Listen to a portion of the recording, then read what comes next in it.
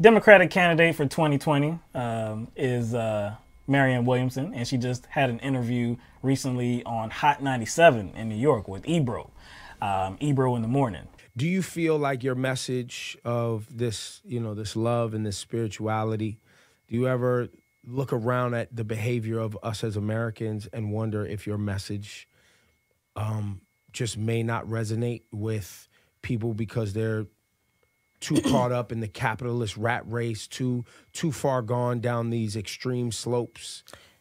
Or caught up in deep religious beliefs that sometimes when you say the word spirituality, they feel like as if you're trying to take them away from their beliefs. I've seen that too. Okay. You only go into that kind of thinking if you're worried. We worry too much about whether our message is popular. We don't worry enough in life about whether we're saying the right thing. Martin Luther King said your life begins to end on the day you stop talking about things that matter. The majority did not wake up one day and say, let's free the slaves. The majority did not wake up one day and say, let's give women the right to vote. The majority did not wake up one day and say, let's end segregation. You don't live a meaningful life by worrying about whether a lot of people agree with you. That's just people pleasing. That's corruption. So you talk about, are you saying the right thing as you understand it? And that carries moral force. Conviction is a force multiplier. So right now we have too many people who hate with conviction. We need more people who love with conviction. And when you love with conviction, who agrees with you and who doesn't agree with you is not where you're coming from. But I have faith in the American people. We're decent. We're good. We're no different than anybody anywhere else. But we don't have a political container for our goodness and our nobility. And that's what my campaign calls for. When people hear the terms love and spirituality, what do you think that they kind of think of? When people hear those words, what ideas pop in their head? You know what I'm saying? What do people usually think of? Like, nah.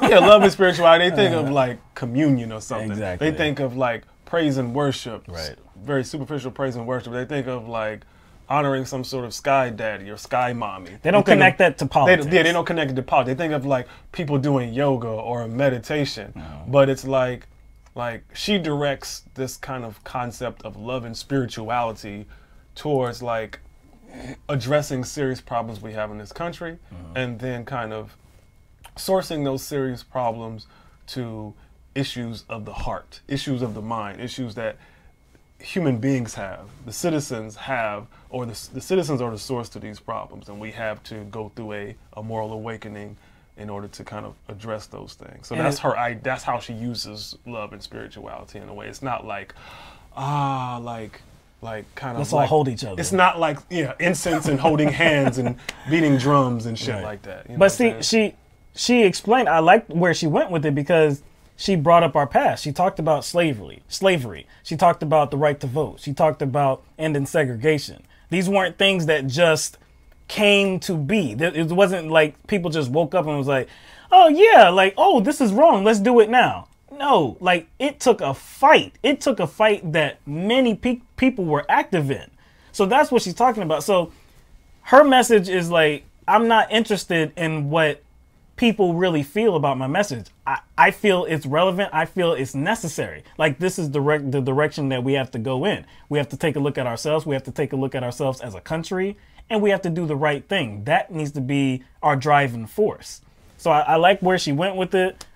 She said that too many people are hating with conviction. We need to love with conviction. That is, I can't say it better than that because we see who the president is right now. We see that he's hating with conviction. We see that a lot of conservatives are hating with conviction. We see that especially along the southern border, don't we? We see that there's some fake crisis that has been started. This idea of a crisis, this idea of an invasion, when it's really people that are just coming up through other countries where they're fleeing because of certain things. And we can get into that in another time, but still they're fleeing violence or whatever.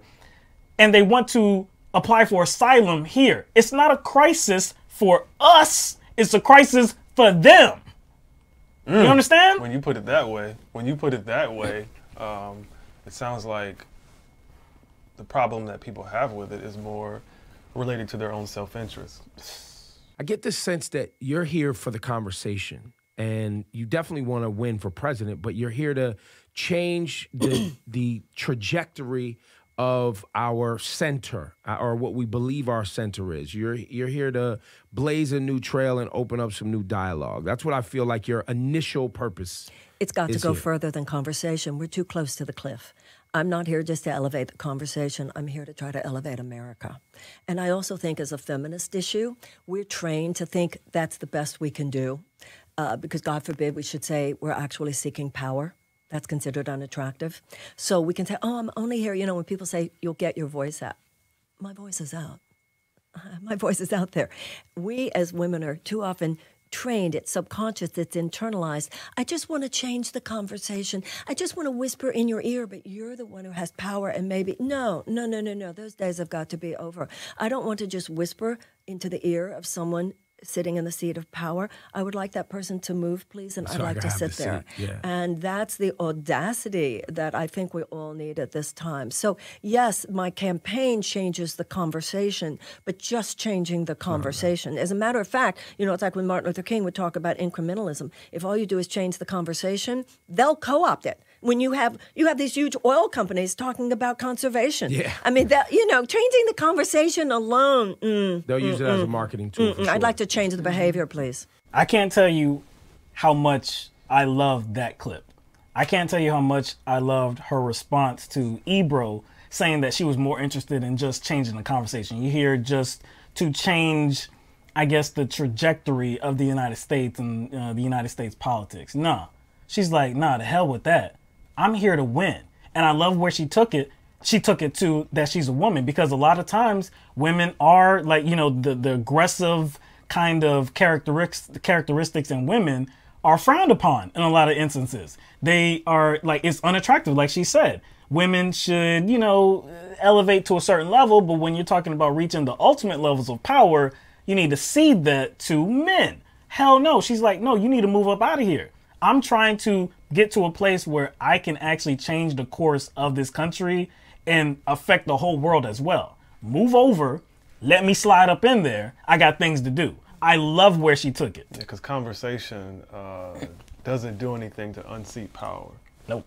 So I think she had to definitely push back on the way the question was asked. Hell yeah. Honestly, I think that was purposely set up. To give her an opportunity to explain herself. That first clip that we showed of her talking about if her message would resonate, I thought that was important to show, because we had been talking about that. We were, and in court, one of our loyal callers, he calls in, and we've talked about that too. Are people going to receive that message? Because she does talk about spirituality. She does talk about looking at oneself before anything else, looking at us as a country, a spiritual awakening. Like that's talk that, again, you don't hear in the political environment. You don't really hear that. So how receptive are people going to be to that? And her response is, I don't care. This is the way we need to go. So I love that. Because, like, don't adjust what you need to do. This is what we need to do. Sell that vision. I do think it is important that we put that in context. It's important because people are going to distort that message. It's going to be in a more like kind of like a hippie flower child type. She just wants, everybody to love each other. And I don't think that's the context of what she means by, I know that's not the context of what she means by spiritual awakening. But what I love to see was in the second clip and her pushing back on the idea that she's just here to change the conversation. I saw moxie. I saw aggressiveness. I saw that, I'm not just here to be like, hey, we can just love each other. No, I'm here to do some damage in a positive way. But it was aggressiveness that kind of came along with some emotional intelligence. Yeah. It came in a way, or presented itself in a way where you can't say she's a bitch. No. You can't. You absolutely can't say it, because that's what a lot of women are called if they do, I guess, come off as aggressive. If they exude some sort of confidence or about them, it's seen as arrogant, even though it's not. So there's no way that she could be characterized as that simply because how she comes off. That's correct. You know what I'm saying? Just like how she talks, her cadence, like her tone. even though she's strong and it's obvious and she's very forthright with her words and her agenda, it'll be hard to cast her as that type of woman. So, you know, it will be, to me, like, it will be hard to go up against somebody like her.